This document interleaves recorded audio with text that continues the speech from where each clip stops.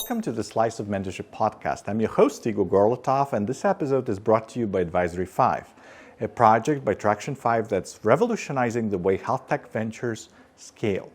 Looking to turbocharge your startup? Advisory 5 matches you with top-tier advisors, amplifies your brand, and connects you to a sprawling network of industry professionals, all without breaking a sweat.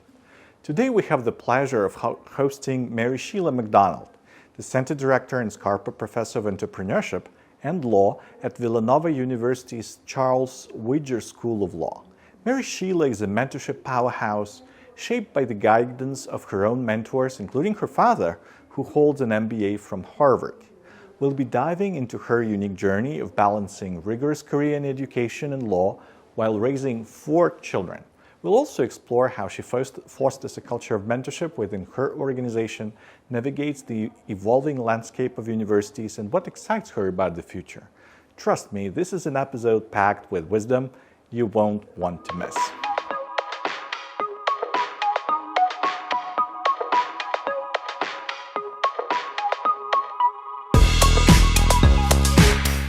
Hi, MarySheila. Great to start the podcast with you. Thank you for having me, Igor. So my first question for you is about your father, who you mentioned was your first mentor. Could you talk a little bit how he influenced your life and career trajectory? Yeah, I had a wonderful father who's no longer with us on this earth. His name was William McGarvey, and he had 4 daughters and 1 son, and he loved us all equally. I was his oldest, and he was the oldest of 3 children. But for all of us, he stressed the importance of education and developing our gifts and talents. And for me, he was my first mentor. He believed, even though he was a man who was born in 1934, that women could do anything and be anything. And so even though he understood, I guess, because I communicated it to him, maybe overtly and not so overtly, that I always wanted to be a mom, I never felt that I couldn't be a mother and a career person. So he encouraged me, especially when I was a little younger and I didn't do well in school. For my first few years in school, I had trouble learning how to read. But then he just kept, helping me. And my mother was a great support too. But a light bulb went off and he became my biggest cheerleader. So I guess in some ways, I also try to be a cheerleader for the other people in my life, whether it's my own children or grandchildren or my students. So he was a great mentor to me. And beyond your father, have there been other people who you could call mentors? Yes. There are probably too many to name, but a few stand out. Another mentor was another man, Elmore Alexander. He is a former dean. He was the first dean who hired me for my first position in full-time academia. And he was also a person who was a cheerleader for women. He only has 1 son, although he has a granddaughter. But he had a very impressive wife, Pam, and Elmore believed in women and believed in work-life balance. And he also, though he wasn't an attorney, he was a management professor, also believed in the training I had as an attorney and all the skills and things that I learned as a lawyer, how it would be very applicable to my role as an administrator, which I never thought I would be. So I think, when I reflect on what a mentor does for us or others, and hopefully what I do for anybody who I mentor, is that we help people see the possibilities in ourselves and others. We unlock possibilities. So Elmore is still a good friend and mentor today. And when we stopped working together and he moved on and I would move on and move up, so to speak, in my career, I would always get a message from him. And one of the things he would say is how proud he was of me. Not that he was taking credit, but how proud he was of me. And was he your direct supervisor? He was. He was the first person who hired me. I went to him, or I applied back in 1999 to teach business law at the university that he was at. And he was very clever and smart. He said, sure, sure, you can teach. We have a class for you to teach, but I also need an assistant dean. And I think you'd be good at that. And, you know, I learned to say yes. I learned to say, oh, it's not either or, it's and.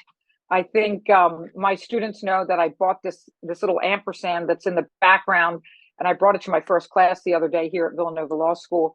And that's kind of a theme in my life too. It's not either or, it's a lot of ands.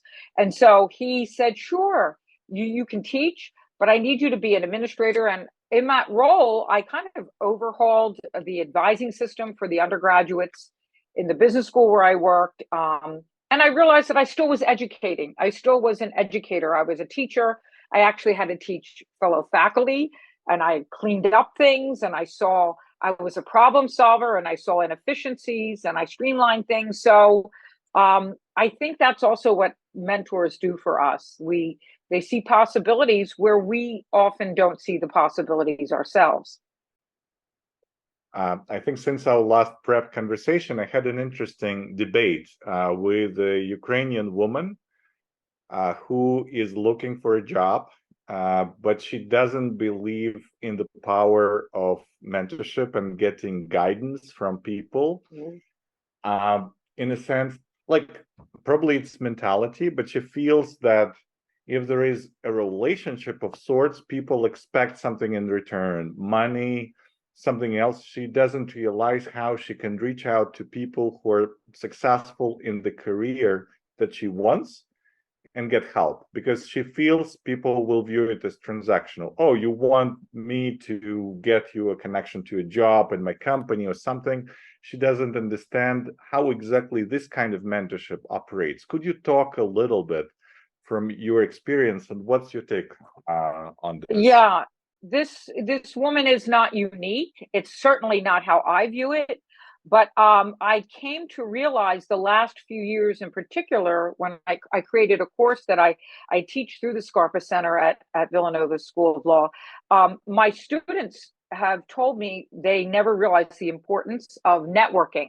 All right. So this isn't, it's related to mentorship, right? But networking and asking for help. And a lot of people do think it is transactional and quid pro quo. And I think that's really missing the boat. I'm sure there are people who would just say, no, I'm not going to take that meeting with you or have coffee with you unless there's something that you can do for me. I don't view mentorship that way or relationships that way. I view them much more broadly, but she is not alone. And I believe that human relationships are just about learning and being open about other people and helping each other. And so I think she's I don't want to say being foolish, but she's short-sighted. And actually, if there's anything I can do for her, let me know. We can talk about that offline. I'm not going to scold her about her short-sightedness, but I can give her a myriad of examples of where people are delighted to help others, particularly when it's more open-ended. I'm not asking you for a job. I'd like to talk to you about something, some ideas I have, and somebody's referring me to you, or vice versa. So I think that's very short-sighted. And thank you. I feel this is not unique, a unique perspective, and maybe it has something to do also with background when people come from other cultures where networking is not so common in the sense it is in the US. But I like you are making a distinction between like being a good networker and asking for help and building a sort of a mentorship relationship with a person who is providing that assistance. Do we need to draw the line between the two, or where is the line if there is one? Well, again, I'll go back to my ampersand. Either I think it's like a Venn diagram, they intersect. They are different. Networking, it would be broader than mentorship, but mentors we might find within our network, or we might ask people within our network for mentors.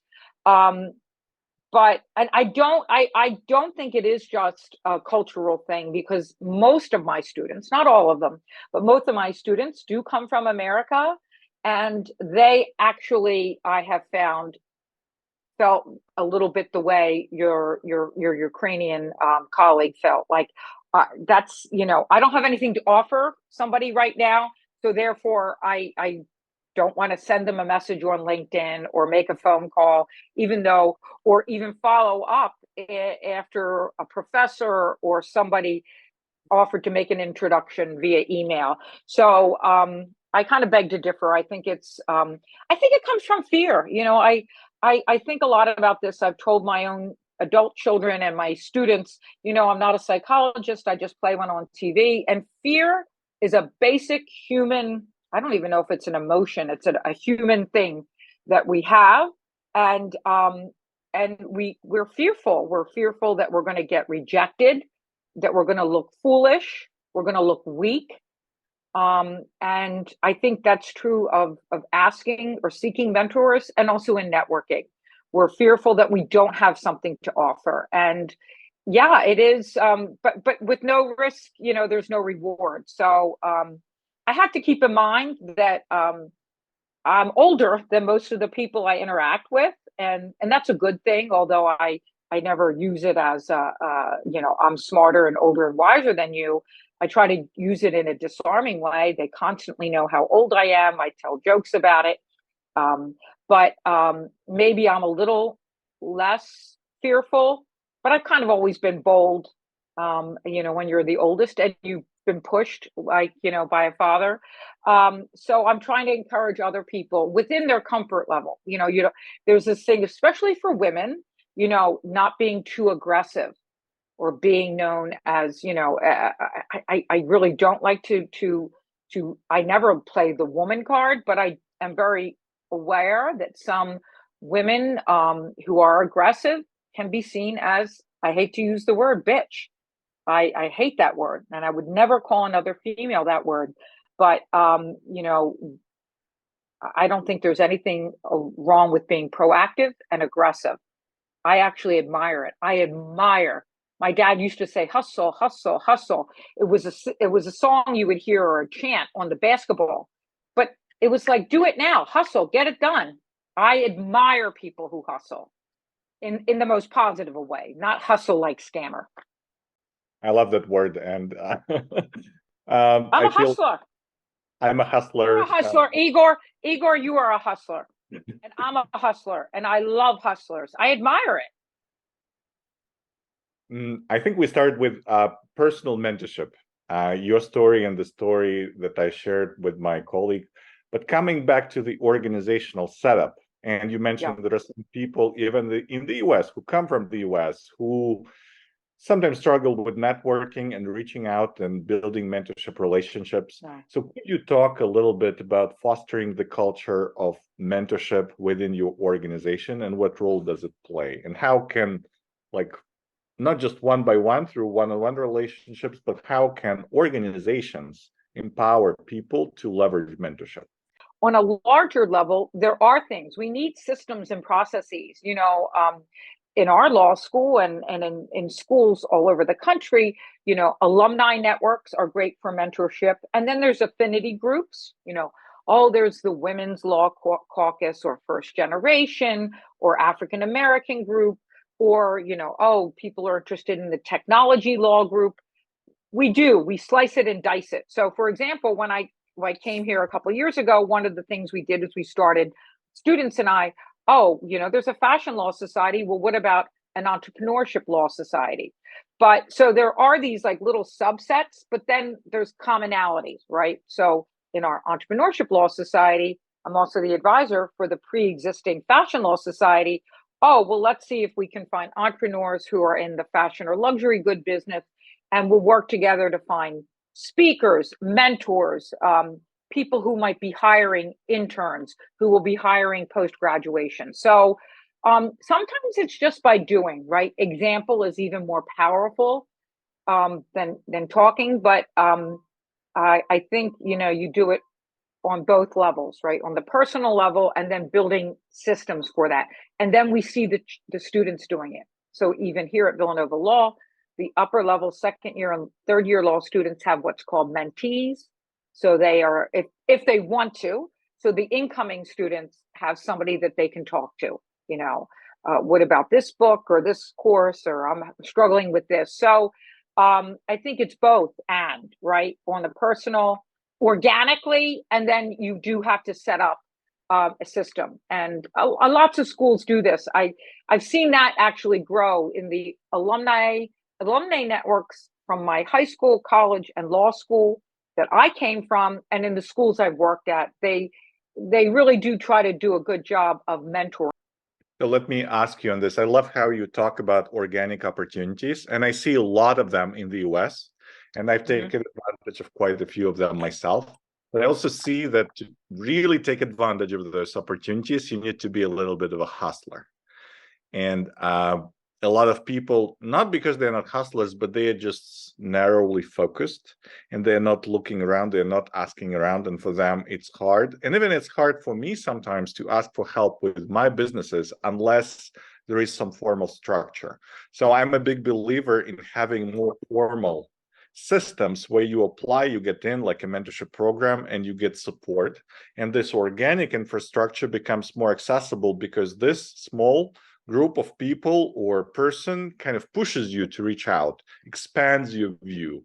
What's your take on this? Do you believe there is a place for mentorship almost like in a box where it's offered as a part of a program? Is it less effective than organic, or should there be like a combination of both? Again, it's both and. I like both. Some people would need that, particularly maybe people who are more introverted, who don't have a lot of examples in their own life and in their own familial network, right? If you move to a new country, or a new region of or you're entering in a new sector, I think saying yes. So, for example, a couple years ago, someone I was working with who happened to be Jewish, he kept saying, I can help you with some entrepreneurs, and I'm part of this Jewish business network, JBN, I think it's called. And would you like to come to one of the events? So I went to one of the events, and we all had to introduce ourselves, and there was a guest speaker. And I said who I was and who I was the guest of. And then I made a joke. I said, I'm MarySheila McDonald. I'm from a Catholic university, and I'm a shiksa. I guess I have shiksa appeal. Well, I just brought that whole group of mostly Jewish men and women business leaders. They just all started laughing and not making fun of me. I was the one who made the joke, but there were a lot of people that I met there because it was just great. And so what? I'm not Jewish. I'm going to the Jewish Business Network, and I met people. So I think, but I'm like, a kind of a hustler, and I'm open to this kind of stuff. And I was invited. But I do think there's a place for both. But I think also people are narrow-minded, and we don't always see that there are many intersections, right? Of when I teach entrepreneurship, a lot of people just think money, money, money for profit. But we run panels on the entrepreneurial mindset for nonprofits, and a lot of students were like, "Oh, wow, that's true." How a nonprofit needs to have, certain entrepreneurial ways of thinking. So I think it's great to think broadly. I mean, I guess I don't want my doctor to think too broadly because I want them to be a specialist. But when we're talking about networking and mentorship, we have to think a little bit outside the box. And honestly, I would defend doctors to thinking broadly because they can also innovate. And I guess I'm always thinking about entrepreneurship and what it means. And in my student years, I read some cases from entrepreneurs. One really impressed me when there was a guy who developed like a board game and was able to persuade a lot of stakeholders to invest in it, promote it, and he made millions. And the definition that they gave was ability to leverage other people's resources to capture opportunities and see those opportunities. And that kind of stuck with me. And then it doesn't Yeah. matter if you're in a nonprofit, for-profit, a doctor, there are opportunities, there are resources, and like making those connections click is what makes a great entrepreneur. That was my lesson And from we that. need to be intrapreneurial. That's something I've been teaching. Intrapreneurial within an organization, a corporation, a law firm. You can also still bring that kind of chutzpah, hustle, alertness to opportunities. There's less risk when you are intrapreneurial, right? Because you have the corporation or the firm behind you. But I absolutely, yeah, we were talking about that in my class today. What is the definition of an entrepreneur? Is not, a lot of times people think it's this inventor. They've invented this new thing that no one's ever thought of. A lot of times they see combinations of existing things. The guys who started Airbnb a decade or more ago in San Francisco. I say to my students, my goodness, we've had, hotels and motels and inns, and Joseph and Mary couldn't find a place to deliver the baby, and they had to go into a stable because there was no room in an inn. So people like who started Airbnb and Verbo just thought of a different combination. So they're innovators, and they often don't have their own resources, but they have the passion to convince others that this is a risk worthy of taking. I love that. I love that explanation, and that's very true. I wanted to ask to switch gears a little bit, Sure. and you mentioned some of the roles you've played. So it looks like you were teaching, you were a college administrator, so you studied law. So there are a lot of hats that you've been wearing. Yeah. So what out of different occupations that you've had over your career brought you the most joy, and why? Well, yeah, I think of career as a vocation. For me, my vocation is an educator, also a mother. But when I think of my professional career, it's educator. Yes, I'm a licensed attorney, but I've spent most of my career in higher education. And I thought narrowly, I want to be in the classroom teaching students, undergraduate, graduate, MBA students. Now I'm in the law school. And then because of Elmore and just my evolution from assistant dean to an associate dean to the dean of a business school, now an endowed professor of entrepreneurship and law, I realized educator, anyone who works in a university setting is an educator. Even the people, who are working in the registrar's office or helping with mental health issues. So I guess that is my major vocation, and we're doing it in different ways. You're not always, behind a podium on a whiteboard writing things down. We can educate, and I think about it as being companions on the journey. And I do want to say too, I've always been learning, just as parents learn. We say that the saying is, out of the mouths of babes we often learn from our own children. I've learned so much from my own students, and it's been this mutuality.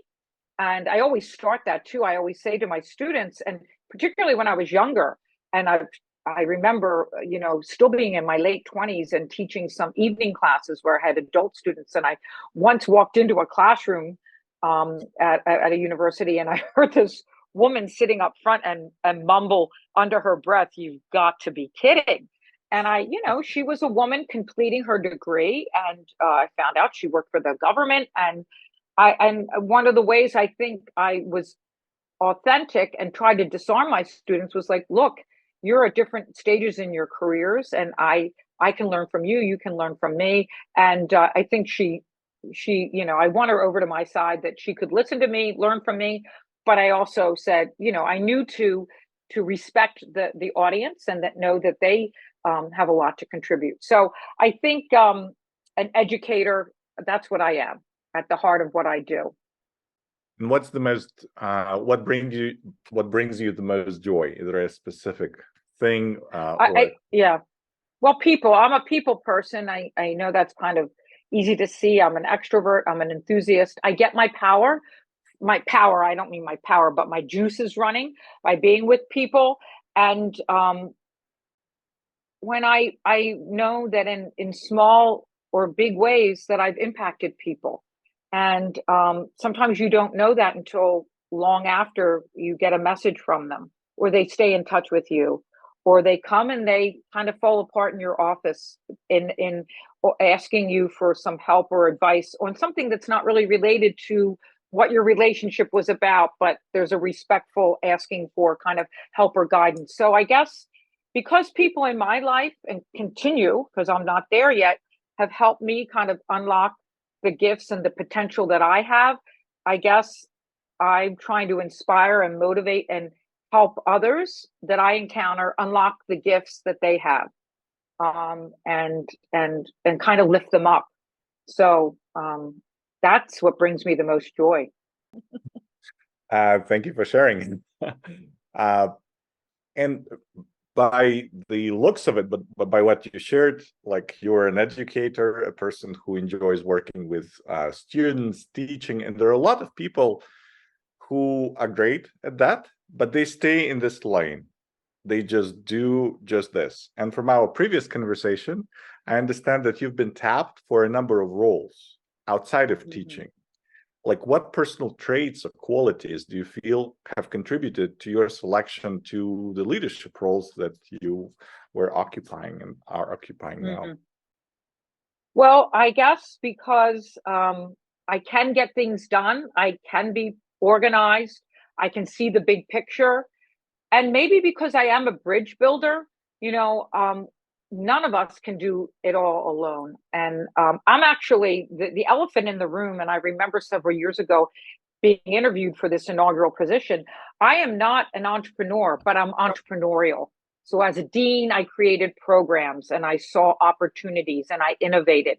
So I think, you know, slowly but surely there was a track record. You know, you tell somebody, maybe in an interview or whatever, or even at a cocktail party, this is my vision, this is my dream, this is what I think has potential. And people maybe say, I'd like to give her a shot at that. But you have to also show them, right? And show them and have accountability and have goals. So, you know, I'm very much a believer in strategic plans and goals and having a mission and a vision, and but not doing it alone and getting people to come along with you. Sometimes, you know, there's that old saying, we talk about Pied Pipers, and sometimes, you know, or one of the vice dean says, oh my gosh, you have a posse already, MarySheila. This was a couple of years ago. And yeah, because I talk to people and I say, come on along, you have an idea, let's hear it. Some of the best ideas I've gotten have been from my students, right? Because they're the number one stakeholder. I do think a lot about stakeholder theory too. And as a professor, as a center director, whether I was a dean, I had all sorts of stakeholders. But in my role, the number one stakeholder is the students, because without the students, the university doesn't exist. But anyway, so I think a lot about stakeholders and listening to them and engaging. I guess it being an engaging person and curious and all of that. So I guess that's why people had confidence in me. And I haven't been afraid to ask for help. I think we talked about in our previous conversation that actually the job I have now didn't exist, although I guess there was some talk about creating it. And I got it from somebody I got the opportunity to find out about it through networking. You just never know. And I do tell people that story. That person is on the SCARPA advisory board now, but I was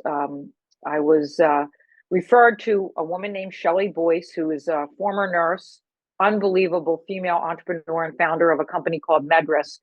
And one of the gentlemen who was on my advisory board at my previous institution knew I was getting a little bit burned out from being a dean, and I said, Jeff, I think I need to think about another direction, but I'm not sure what it is. And he said, you need to talk to Shelley Boyce. So she said, sure. And she took me out to dinner, and I kept talking, and I kept thinking about pivoting out of higher ed. And she looked at me and she said, I think you love higher education.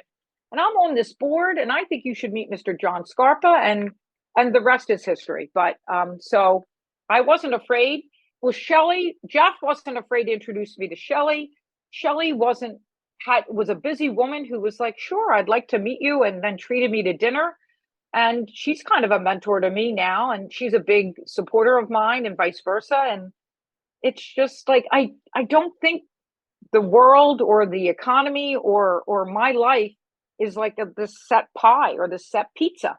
It's there's a lot more. It's like it just grows. It's like a heart keeps growing. I don't know. So that's kind of my approach. I love that story. What was missing for me in your explanation, I've heard like perseverance and being able to bring people along, solve problems, ask for help. Mhm. But I haven't heard, and maybe it's there, but I'm really curious about this. Have you ever raised your hand and said, pick me? Oh yeah, of course I had. Is it part Um, of being selected as well? is it part of being selected or being, you have to show up and raise your hand. And I Okay. will go back to a kind of a difference. Um, and I've written a little bit about this. I never really knew about this, but a lot of times women, there's a job posting and there's 10 things that they want for, the applicants to have. And a woman might have eight, she might have nine, she might have 9.5. And historically, some women would be like, I'm not going to, apply because they don't have all 10. And historically, the anecdotes go, the same job application as these 10 things, and a man might have seven, and he's like, I can do the rest. And so I use that as an example because I'm not like fake it till you make it. I do believe there is an imposter syndrome, and sometimes I even have it to this day at age 61. But I think you have to raise your hand and have that confidence, and that none of us knows it all. None of us. But if and I've been turned down for positions as well. But I never dreamed I would be a dean. I never wanted to be a dean. And then the opportunity to even apply to be interim dean, when I applied, when a previous dean left, and I did say to the provost at the time, I will throw my hat in. I would like to apply to be interim dean. But if I am interim dean, um, well, we had this conversation and he was great. And he said, gloves off. And he goes, MarySheila, I don't know if you're going to be interim dean for 2 months or a year, but you go and be the damn dean and get something done. And boy, and I was only interim dean for about 6 months. And then they did a national search. And then I had to compete, and I became the dean. But that was my chance to say, okay, this is what we're going to do. So yeah, you got to be bold. You've got to be bold. You got to believe in yourself, but you also have to ask for help. So yeah, I never thought I would be a dean. I never wanted to be a dean, but it happened. And I'm glad you shared this because it ties back to like it's important to get others to speak for you, but it's also important to be the spokesperson for yourself. And modesty in certain situations doesn't help your career prospect. Yeah. I Yeah. wanted to, Modesty and humility are wonderful traits. Um, as long as you don't have hubris. And sometimes leaders and very, powerful people have that hubris. And hopefully I don't have that. uh, you mentioned a lot about the center, like you were the center director and Scarpa Professor of Entrepreneurship and Law, your organization. So could you talk a little bit about what you get paid to do and how much autonomy do you have in shaping the program? I have a lot of autonomy. I have a wonderful boss, Dean Mark Alexander, and the Vice Dean, Michael Risch, and the leadership at Villanova University and a SCARPA board. I have a basic outline, but then because I'm the inaugural professor, it was show us what you got, MarySheila. Show us what you think this, mission and vision should be. So, when in doubt, I check with those who I report to, but I have the opportunity to be very entrepreneurial. I mean, the Villanova School of Law, the Charles Woodger School of Law's one of its taglines is where law meets business. And so the Scarpa Center is one of several centers here at the law school that its goal is to empower attorneys to be entrepreneurial forces for good. So we want attorneys who work with entrepreneurs to be great strategic partners, but we also want attorneys to be entrepreneurial within their own practices, wherever that finds them. And I am trying to build the Scarpa Center to being a leading entrepreneurial law program in the country. There aren't a lot of, we were talking about that in class today. Even the whole area of entrepreneurship has had kind of an odd kind of history in academia. It is very, it crosses from economics to business to technology, policy. It's sometimes like a stepchild. People don't know where to put it. And I'm a big believer in the whole entrepreneurial thinking with a big E. So we touch undergraduates here, even though we're located in the law school. I am charged with interdisciplinary work. So I work, for example, with our engineering school here at Villanova, and they actually have an entrepreneurship engineering minor and a summer program. So for 2 years now, we've had a law student embedded with those undergraduate students, a law student in residence, who helps them with intellectual property issues, with entity formation, all under the supervision of a licensed attorney and me as the faculty advisor. There's an institute at the university called the IIE, Institute for Innovation and Entrepreneurship. A part of that institute. So we have undergrads coming over here, and we have an entrepreneur in residence program I started last year. So we're having our third entrepreneur in residence come aboard. And so we're empowering young people to, be part of this entrepreneurship law society. So we do it on many levels. It's within the university, within the law school, and outside the law school. So it's very dynamic. It's changing. It's a lot of both and, right? Both and. It's academic, it's co-curricular, it's very exciting. And it's the way I think education should be. And I think so many times people do question today. I know we talked about this in our previous chat, the value of an education, whether it's an undergraduate degree or a law degree or an MBA. I totally am a believer, but I understand the public's skepticism because people go into a lot of debt, sometimes to pursue degrees, and they wonder what the ROI is. And so I think the more we can bring it's overused, but the real world into the classroom. That's why the entrepreneurs who speak in my class almost every week and their attorneys, I say these are living cases. They are live cases. Last fall, we had Justin Rosenberg, a wonderful man who founded Honey Grow, which is just growing exponentially on the East Coast.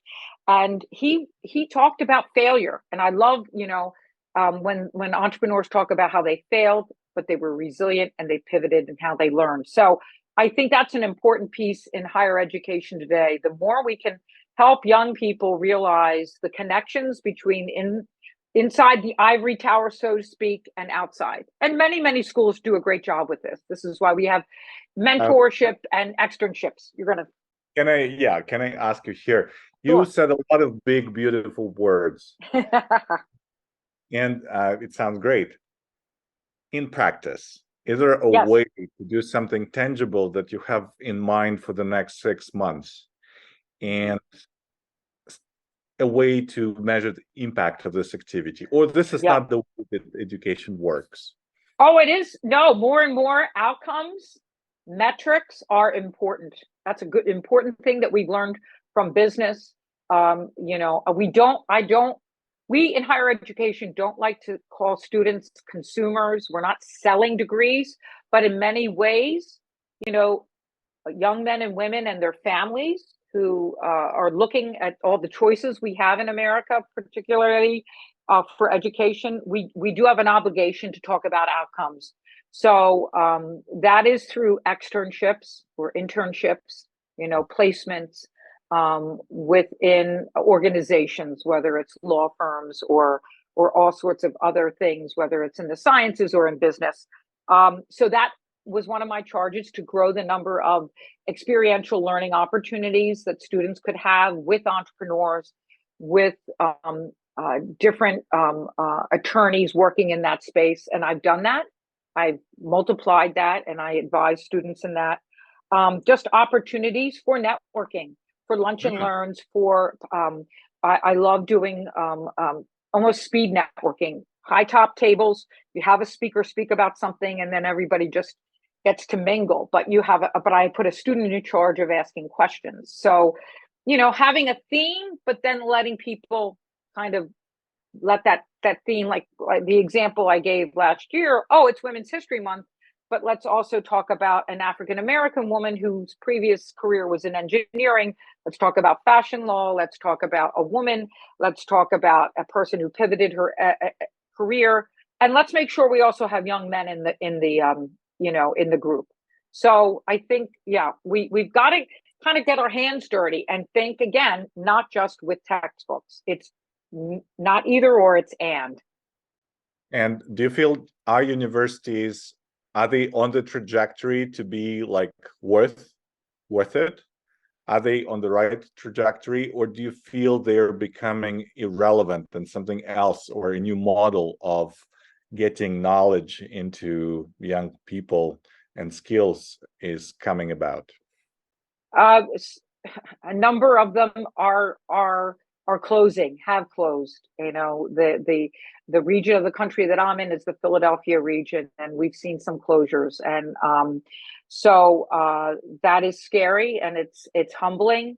But I do think that the many universities are talking about outcomes and all the rest. And again, I don't think everybody should go to college. I think we talk a lot about certifications and badging.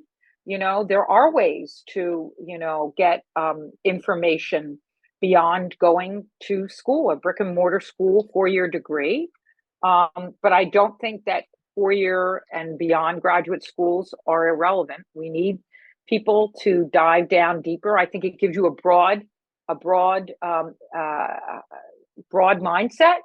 I'm a big believer in the liberal arts and professional education.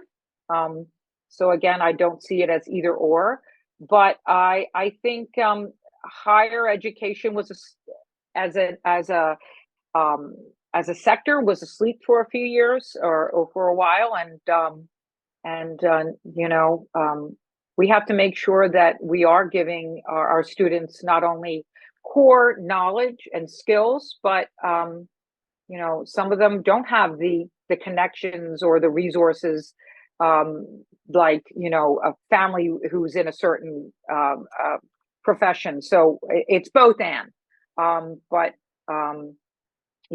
It's for some people, and some people I know, it's a scary time to be in higher education, but that's all right. It's an opportunity to innovate, and schools have been innovating. We certainly had to do that during COVID, and we can't take students for granted.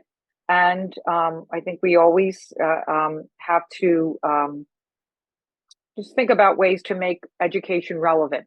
But I believe learning for learning's sake as well. So sure. I have 3 more questions for you, but I'll ask for condensed answers. And the first question, to make sure we cover this and stay within the time limit, you mentioned that you've raised 4 children while building the career. So how did you navigate this and balance these 2 big responsibilities, building a family with 4 kids and building such an amazing career? Yeah, I have to go back to my parents. My mom was a traditional homemaker. She had a nursing degree, but when she had 5 children in 5 years, she was a stay-at-home mom.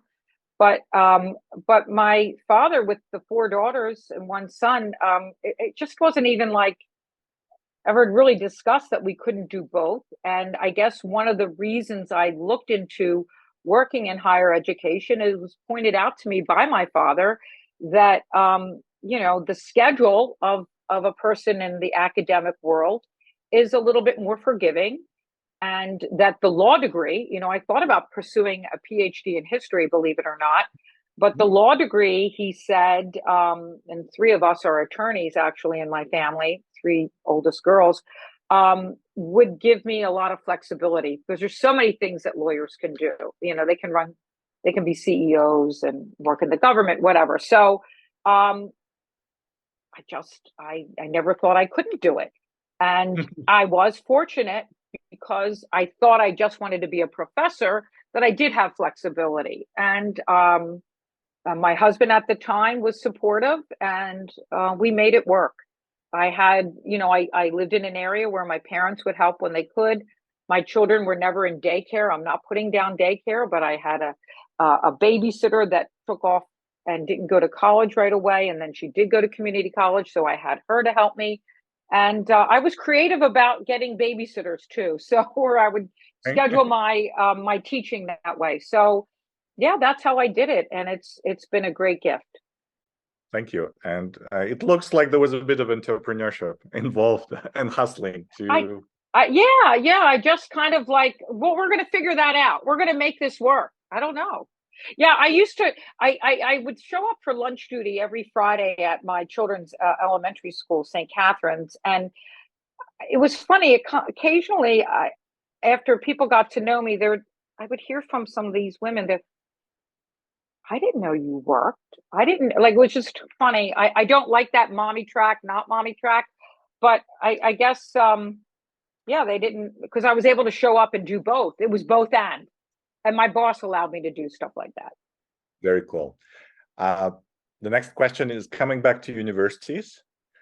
I think in our conversation, the focus has been how universities can help the core stakeholders who are students. What about the communities where universities are located? Yeah, that's a very important thing.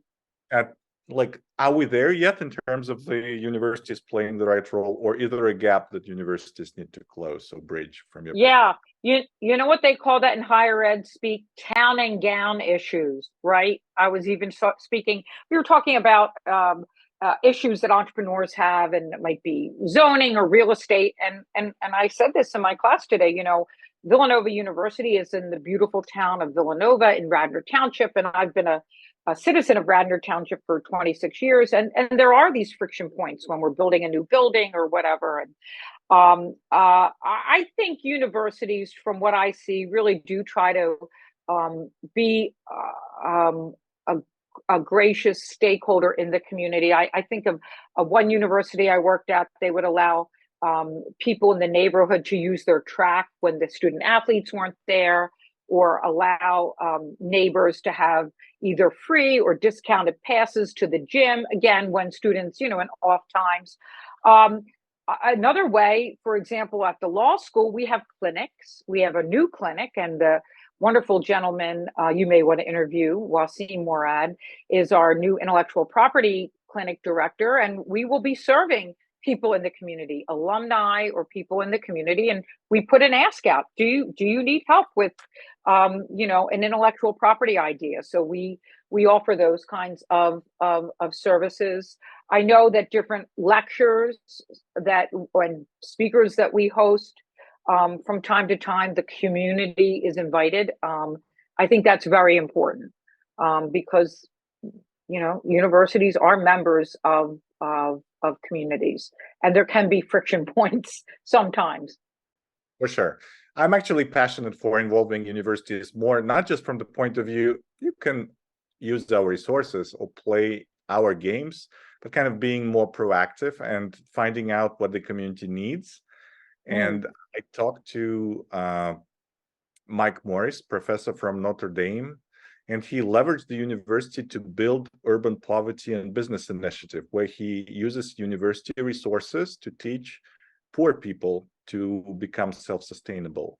And it sounds crazy that the professor would undertake this initiative, but he was able to scale it to 32 cities, 32 locations. Wonderful. Considering doing wonderful. This. So I'm just that inspires me. That inspires me. Kind of pushing the boundaries. What universities can do. But let me ask Beyond the ivory tower. Isn't that beyond the ivory tower? Boy, exactly. That's beautiful. And talk about impact.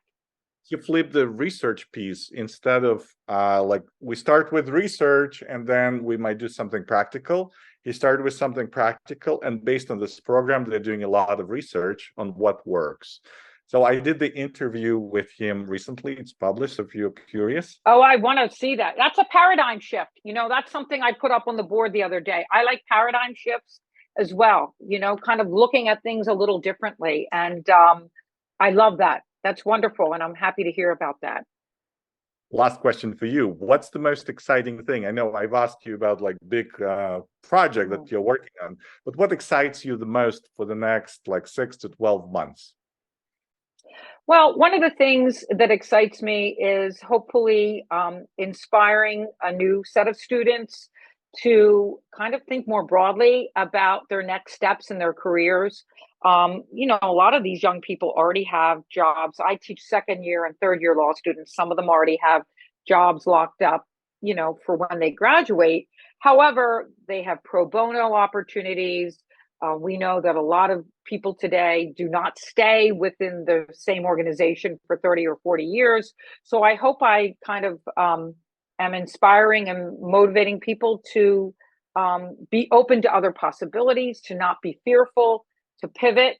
And I'm excited because I hope we're going to get a great guest speaker in the spring that we will invite all sorts of people to, who is the author of a book that I've read it 3 times and I'm requiring it for my class. A Professor Andreas Widmer from Catholic University of America and the Sioka Center. And he wrote The Art of Principled Entrepreneurship, Creating Enduring Value. So I'm planning on kind of a big event with him coming to our campus and just engaging more people and get them excited about entrepreneurial thinking and not just thinking about it as, oh, it's a Bill Gates or a Steve Jobs or a Zuckerberg or a, Elon Musk. They're all around us, large and small. So I hope I kind of make people think a little bit. Thank you so much, MarySheila, for this answer and for being with me on this podcast and dealing with my sometimes provocative questions. Oh no, and may I say that my network is your network, and I have a couple of great people for you to do a podcast with. We'll talk Very about cool. that offline. That brings us to the end of another enriching episode of the Slice of Mentorship podcast. A huge thank you to MarySheila McDonald for sharing her wisdom and experiences with us today. From the impact of mentorship in her life to the challenges and joys of balancing a career in law and education, MarySheila, your insights are a goldmine for anyone looking to navigate complexities of mentorship and academia. To our listeners, thank you for tuning in. Your curiosity and engagement are what makes this podcast a vibrant platform for mentorship and growth. Last but not least, a special shout out to Advisory 5 brought to you by Traction 5. If you're a health tech venture looking to scale, Advisory 5 is your ticket to unmatched expertise and industry connections. They are the engine that makes episodes like this one possible. So until our next episode, keep learning, keep growing, and let's continue to redefine the world of mentorship. See you next time.